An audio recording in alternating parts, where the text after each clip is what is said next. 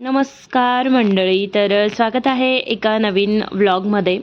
तर सकाळी सकाळी हरतालिकेची जी पूजा होती तिचं आपल्याला विसर्जन करायचं असतं. तर मग सकाळी उठले, पटकन सगळं आवरून घेतलं आणि ही पूजा जेव्हा आपण विसर्जित करतो त्यावेळेस तिची अगोदर पूजा करायची असते आणि नैवेद्य वगैरे दाखवून आपण जे शिवपिंड आहे जी त्यावर पत्री वाहिलेली असते त्याला आम्ही थोडं हलवतो आणि मग नंतर ही पूजा विसर्जित होते. तर आज आहे गणेश चतुर्थी. त्यामुळे सगळ्यांना तर पहिल्यांदा गणेश चतुर्थीच्या खूप खूप शुभेच्छा. आणि हा व्हिडिओ उद्या येणार आहे म्हणजे गणेश चतुर्थीच्या दुसऱ्या दिवशी, म्हणून आजच तुम्हाला सगळ्यांना गणेश चतुर्थीच्या खूप शुभेच्छा. तर मी खूप लवकर उठले होते पहाटेच आणि पुरण वगैरे टाकलं होतं नैवेद्यासाठी. तर माझ्या पुरणाच्या पोळ्या पण झाल्या होत्या, आमटी भात वगैरे सगळं रेडी झालेलं होतं. तर या ठिकाणी फक्त पापड करायचे राहिले होते. आता एवढ्या गडबडीमध्ये काय होतं माहिती आहे का, सकाळी खूप विचार केला की आपण मस्त पुरणाचा व्हिडिओ दाखवूयात, टम्म फुगणाऱ्या पोळ्या पण दाखवूयात. पण सकाळी सकाळी माझं फक्त एक होतं की आपल्याला पूजा वेळेवर करायची आहे, सगळं अगदी व्यवस्थित झालं पाहिजे. त्यामुळे मी मोबाईलकडे लक्षच दिलं नाही आणि मग अगदी शेवटी जेव्हा माझं सगळं झालेलं होतं त्यावेळेस मी पापड वगैरे करताना हे थोडेफार जे शॉर्ट्स आहेत ते घेतलेले आहेत. तर रात्री ह्या अशा पद्धतीने मी गणेश चतुर्थीसाठी डेकोरेशन जे होतं ते करून घेतलेलं आहे. तर खूप सिंपल असं डेकोरेशन केलंय.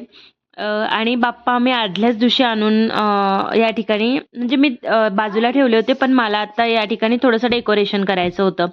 तर मी दरवर्षी ना म्हणजे माझ्या लग्नाच्या अगोदरपासून जेव्हा माझ्या माहेरी पण गणपती बसवला जातो, तर जेव्हाही गणपती आणतो तर त्यावेळेस त्याला छान असं सजवणं मला म्हणजे अतिशय माझं आवडीचं काम आहे.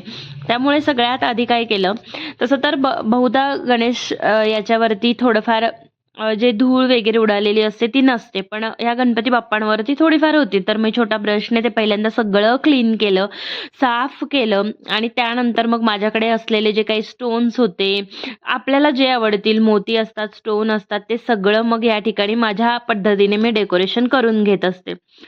त्या मार्केटमध्ये डेकोरेटिव्ह गणपती सुद्धा मिळतात, पण काय असतं ना, शेवटी आपल्या हाताने करायचा तो आनंदच वेगळा मिळतो. म्हणून दरवर्षी हे काम करायला मला खूप म्हणजे खूप आवडतं. पण झालं असं होतं की रात्री खूप उशीर झाला होता. बाप्पा आणले, त्यानंतर हरतालिकेचा उपवास होता, मंदिरात गेलो. रात्रीच मग मी डेकोरेशन कंप्लीट केलं आणि त्यामुळे मला बाप्पांना काय आदल्या दिवशी डेकोरेशन करता आलं नाही. नाहीतर मग मी बऱ्याच वेळा रात्रीच सगळं करून ठेवते म्हणजे दुसऱ्या दिवशी सोपं पडतं. पण ह्यावेळेस माझी थोडी गडबडच झाली. रात्री डेकोरेशनला वेळ गेला. बाकीचं सगळं साहित्य काढायचं असतं कारण पूजा करायची, स्वयंपाक करायचा, हे करायचं ते करायचं. म्हणून म्हटलं जाऊ दे, बाप्पांना डेकोरेशन मला सकाळीच करायचं होतं आणि खूप असं जास्त पण मला केलेलं आवडत नाही. म्हणून मी मोजकं जेवढं मुकुटाला असेल किंवा मग गळ्यामध्ये माळा वगैरे असतात त्या मी बनवते. रेडीमेड सुद्धा माळा होत्या माझ्याकडे, पण मग मी ट्राय करते प्रत्येक वेळेस थोडंसं आपण काय चेंज करू शकतो. तर या ठिकाणी मी मुकुटाला मस्त असे माझ्याकडे ग्रीन कलरचे कुंदन होते, ग्रीन काही रेड कलरचे आणि मोठे माझ्याकडे जी मोरपंख ज्वेलरी बनवायचं सामान असतं तर ते होतं. ते सगळं मी या ठिकाणी लावून घेतलं. त्यानंतर मग मोत्याच्या माळांच्या पण माझ्याकडे भरपूर असे वेगळे वेगळे मणी होते. तर मग मी बघत होते की बाप्पाला कुठल्या याचा छान हार घालूयात, तो अजून छान दिसेल. खरं तर बाप्पा छानच दिसतो. तर या ठिकाणी अशा पद्धतीने मी बाप्पांना छान असं डेकोरेटिव्ह करून घेतलेलं आहे, खूप छान सजवलेलं आहे.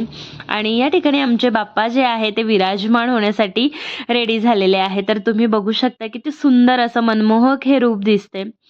तर या ठिकाणी मग माझं मी तयारी करून घेतली कारण पिल्लू आणि पिल्लूचे पप्पा जे आहेत ते कंपनीमध्ये गेले होते त्यांच्या कंपनीतल्या गणपती बसवण्यासाठी.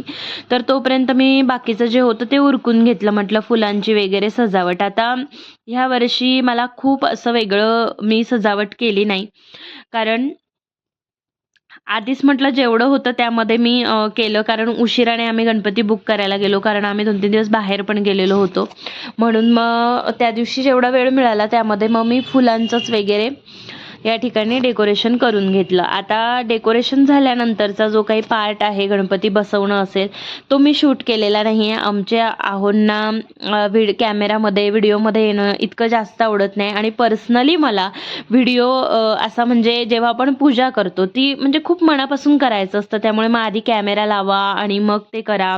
इतरत्र गोष्टी जेव्हा आपण छोटी मोठी पूजा करतो तर ठीक आहे, पण गणपती उत्सव हा आपला प्रत्येक मराठी माणसाचा अगदी म्हणजे जिव्हाळा अगदी प्रेमाचा विषय आहे. त्यामुळे ह्यामध्ये मी मोबाईल सगळं लांब ठेवून मग आम्ही आधी पूजा करून घेतलेली आहे. तर या ठिकाणी बाप्पांची स्थापना झालेली आहे. बाकीचं मी तुम्हाला पुढे सांगते.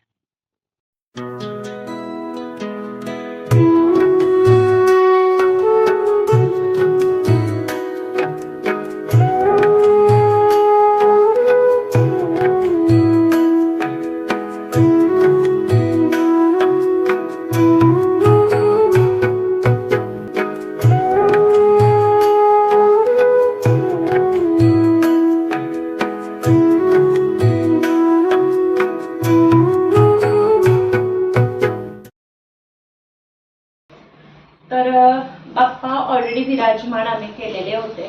कारण ज्यावेळेस आपण पूजा करतो तर मला तरी पर्सनली कॅमेरा वगैरे लावून पूजा करायला आवडत नाही. कारण पूजा ही मनाने आणि पूर्ण याने केली पाहिजे, म्हणून आम्ही पहिले बाप्पांची स्थापना केली आहे. त्यानंतर सगळं पूजा विधी झालेला आहे आणि मग मी तुमच्यासोबत हा जो व्हिडिओ आहे तो शेअर करते. तर प्रत्येक जण वर्षानुवर्ष गणपती बसवत आलेला असतो, त्यामुळे प्रत्येकाची प्रथा वेगळी असते. म्हणून आम्ही कसा बसवला, तुम्ही कसं बसवला असं करण्यापेक्षा आपल्या बाप्पाचे हे जे 10-11 दिवस असतात ते खूप सुखाने, समाधानाने आणि शांततेने जाऊ देत. सगळ्यांना गणेश चतुर्थीच्या खूप खूप शुभेच्छा. तर आता मी थोडंसंच डेकोरेशन केलेलं आहे. बाप्पा इथे छान आहेत, दिसत आहेत आणि तुम्हाला मला ते दाखवायचे आहेत की कसं मी केलेलं आहे ते.